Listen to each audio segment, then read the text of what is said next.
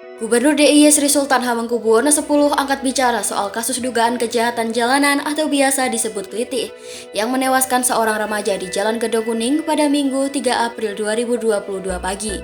Raja Keraton Yogyakarta ini berharap pihak kepolisian dapat segera mengungkap pelaku pembunuhan yang korbannya diketahui merupakan seorang pelajar.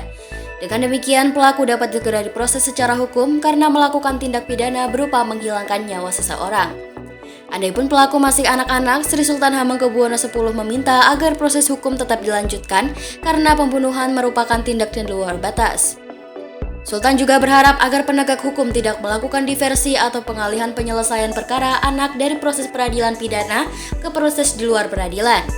Dengan adanya hukuman dari vonis pengadilan diharapkan dapat memberi efek jera kepada pelaku kelitih sehingga kejadian serupa tak terulang. Disinggung upaya pemberantasan kelitih di kota pelajar, Sri Sultan Hamengkubuwono X menyebut bahwa hal itu memerlukan kerjasama dan sinergi dari berbagai macam pihak. Pemda DIY tidak bisa bergerak sendiri untuk memberantas kelitih karena juga memerlukan peran pengawasan dari orang tua masing-masing siswa. Diberitakan sebelumnya, seorang remaja berinisial D, 18 tahun, menjadi korban aksi kejahatan jalanan atau lazim disebut kelitih pada Minggu 3 April 2022 dini hari.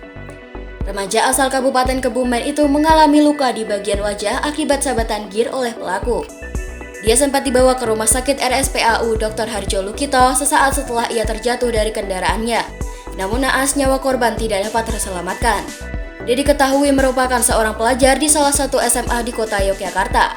Di Reskrimum Polda DIY, Kombes Pol Ade Aris Syama Indriadi saat olah TKP mengatakan Senin 4 April 2022 siang adalah olah TKP yang ketiga kalinya pasca kejadian. Dia menjelaskan pada Minggu dini hari sekitar pukul 2:10 waktu Indonesia Barat, tim patroli Sabara Polda DIY dan Polsek Kota Gede menemukan seorang remaja laki-laki mengalami luka-luka. Dari pendalaman kasus saat ini, korban kala itu sedang beraktivitas pada Minggu dini hari. Mereka kemudian dipututi oleh sejumlah orang tak dikenal. Ketika sampai di TKP, korban mengalami penganiayaan berupa sabetan gir oleh pelaku. Anggota kepolisian masih mendalami kasus ini. Sejumlah barang bukti dan keterangan saksi-saksi masih terus dikumpulkan.